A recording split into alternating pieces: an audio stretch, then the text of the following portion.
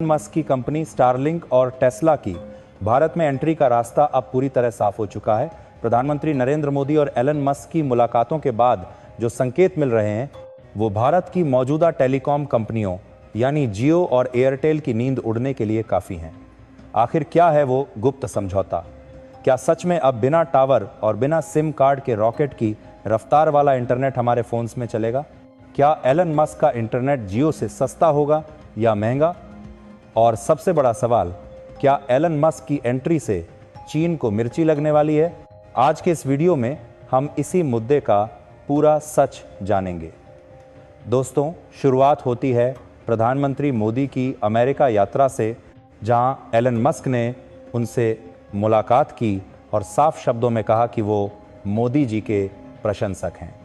ये सिर्फ एक तारीफ नहीं थी, ये एक व्यापारिक संकेत था। एलन मस्क पिछले कई सालों से भारत आना चाहते थे, लेकिन मामला फंसा था टैक्स और नियमों पर। लेकिन अब लगता है कि सरकार और मस्क के बीच एक रास्ता निकल गया है। सरकार ने हाल ही में नया दूरसंचार कानून पास किया है, जिसमें सैटेलाइट इंटरनेट की तरंगों यानी स्पेक्ट्रम के बंटवारे के नियमों को लेकर कुछ ऐसे बदलाव किए गए हैं जो सीधे तौर पर स्टारलिंक जैसी कंपनियों को फ़ायदा पहुंचा सकते हैं। दुनिया भर में सैटेलाइट इंटरनेट के लिए तरंगों की नीलामी नहीं होती, बल्कि उसे सरकारी तौर पर बांटा जाता है। एलन मस्क यही चाहते थे, जबकि जियो और एयरटेल चाहते थे कि नीलामी हो, ताकि कोई विदेशी कंपनी आसानी से भारत में पैर न जमा सके। लेकिन खबरों के मुताबिक सरकार ने नीलामी वाला नियम हटाकर मस्क की राह आसान कर दी है। अब ज़रा आसान भाषा में समझते हैं कि ये स्टारलिंक आखिर है क्या, और ये आपके घर वाले वाईफाई या मोबाइल डेटा से अलग कैसे है। देखिए, अभी आप जो इंटरनेट इस्तेमाल करते हैं वो आता है ज़मीन के नीचे बिछी तारों से या फिर मोबाइल टावरों से। अगर आंधी तूफान में तार टूट जाए या टावर की लाइट चली जाए तो आपका नेट बंद हो जाता है। लेकिन स्टारलिंक का खेल ज़मीन पर नहीं, सीधे आसमान में है। एलन मस्क ने पृथ्वी के चारों तरफ हजारों छोटे छोटे उपग्रहों यानी सैटेलाइट्स का एक जाल बिछा रखा है। ये सैटेलाइट पृथ्वी के इतने करीब हैं कि डेटा को आने जाने में बहुत कम समय लगता है। आपको बस अपने घर की छत पर एक छोटा सा डिश एंटीना लगाना होगा, जिसे छतरी भी कह सकते हैं। ये डिश सीधे आसमान से सिग्नल पकड़ेगा। इसका सबसे बड़ा फ़ायदा उन लोगों को होगा जो पहाड़ों पर रहते हैं, जंगलों के पास रहते हैं, या ऐसे गांवों में जहां आज तक कोई टावर नहीं लगा। सोचिए, लद्दाख की पहाड़ियों में बैठा हमारा फौजी भाई हो या अंडमान के टापू पर बैठा कोई छात्र, स्टारलिंक के एरिए, वो भी शहर जैसी तेज़ रफ्तार से दुनिया से जुड़ सकेगा। लेकिन दोस्तों, असली कहानी तो अब शुरू होती है। ये लड़ाई सिर्फ तकनीक की नहीं, जियो ने भारत में इंटरनेट को मुफ्त जैसा सस्ता करके एक क्रांति ला दी थी। आज जियो के पास करोड़ ग्राहक हैं, लेकिन जियो का नेटवर्क, अगर मस्क का आसमानी इंटरनेट भारत में आ गया तो जो अमीर ग्राहक हैं वो जियो और एयरटेल छोड़कर स्टारलिंक की तरफ भाग सकते हैं। जियो और एयरटेल का डर ये है कि अगर स्टारलिंक को सस्ते में लाइसेंस मिल गया तो वो बिना कोई भारी टावर लगाए उनका बना बनाया खेल बिगाड़ देगा।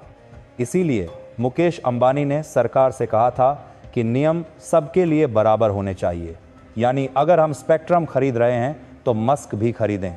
लेकिन इस बार जीत एलन मस्क की होती दिख रही है। हालांकि जियो भी कच्ची गोलियां नहीं खेला है। जियो ने भी अपनी सैटेलाइट सर्विस का ऐलान कर दिया है, यानी आने वाले समय में लड़ाई ज़मीन की नहीं, आसमान की होगी। जब दो बड़े हाथी लड़ते हैं तो फायदा हम जैसे आम लोगों का होता है, क्योंकि कीमतें गिरती हैं और सुविधा बेहतर होती है। बात सिर्फ इंटरनेट की नहीं है, बात कारों की भी है। एलन मस्क को भारत का बाजार चाहिए अपनी इलेक्ट्रिक कारों के लिए। चीन में टेस्ला की बिक्री गिर रही है और वहाँ की लोकल कंपनियां मस्क को कई टक्कर दे रही हैं। ऐसे में मस्क को एक बाजार चाहिए जो सिर्फ भारत है। भारत सरकार ने शर्त रखी थी कि अगर टेस्ला भारत में कार बेचना चाहता है तो उसे फैक्ट्री भी भारत में ही लगानी होगी। कि गुजरात, महाराष्ट्र और तमिलनाडु जैसे राज्य टेस्ला की फैक्ट्री अपने यहाँ लगवाने के लिए तैयार बैठे हैं। अगर टेस्ला भारत में बनती है तो न सिर्फ हमें बेहतरीन इलेक्ट्रिक कार मिलेगी, बल्कि हमारे देश में हज़ारों नौकरियां भी पैदा होंगी। यह चीन के लिए एक बड़ा झटका है। जो एलन मस्क कल तक चीन को अपना गांव मानते थे, अब वो भारत की तरफ देख रहे हैं। इसे कहते हैं कूटनीति। व्यापार भी लाओ, तकनीक भी लाओ और दुश्मन पड़ोसी को आर्थिक चोट भी पहुंचाओ। अब अंत में सबसे महत्वपूर्ण सवाल, क्या स्टारलिंक का इंटरनेट हम और आप लगवा पाएंगे? क्या यह हमारी जेब पर भारी पड़ेगा? देखिए, सच थोड़ा कड़वा है। अभी अमेरिका में स्टारलिंक की कीमत बहुत ज़्यादा है, हज़ारों रुपये महीना। भारत में इतना महंगा इंटरनेट कोई नहीं लेगा, लेकिन एलन मस्क जानते हैं कि भारत कीमत को लेकर बहुत संवेदनशील बाजार है। जानकारी रखने वाले लोग बताते हैं कि मस्क भारत के लिए एक सस्ता प्लान ला सकते हैं या फिर शुरुआती कुछ साल बहुत कम दाम पर सेवा दे सकते हैं, ठीक वैसे ही जैसे जियो ने शुरू में किया था। हो सकता है वो सिर्फ 1000 या 1500 रुपये महीने में हाई स्पीड इंटरनेट दें। अगर ऐसा हुआ तो पुरानी ब्रॉडबैंड कंपनियों की दुकानें बंद होना तय है। निष्कर्ष ये है दोस्तों कि आने वाला साल भारत के टेलीकॉम सेक्टर के लिए बहुत उथल पुथल वाला होने वाला है। एक तरफ 5, दूसरी तरफ 6G की तैयारी और ऊपर से एलन मस्क का सैटेलाइट इंटरनेट। हम एक ऐसे दौर में जी रहे हैं जहां इंटरनेट अब विलासिता नहीं बल्कि हवा पानी जैसी ज़रूरत बन गई है। आप लोग क्या सोचते हैं? अगर स्टारलिंक भारत में आता है तो क्या आप अपना जियो या एयरटेल का कनेक्शन छोड़कर स्टारलिंक लगवाना पसंद करेंगे, या फिर आपको लगता है कि अपनी देसी कंपनी जियो ही सबसे बेहतर है? अपनी राय कमेंट बॉक्स में ज़रूर लिखें, मैं हर कमेंट पढ़ूंगा।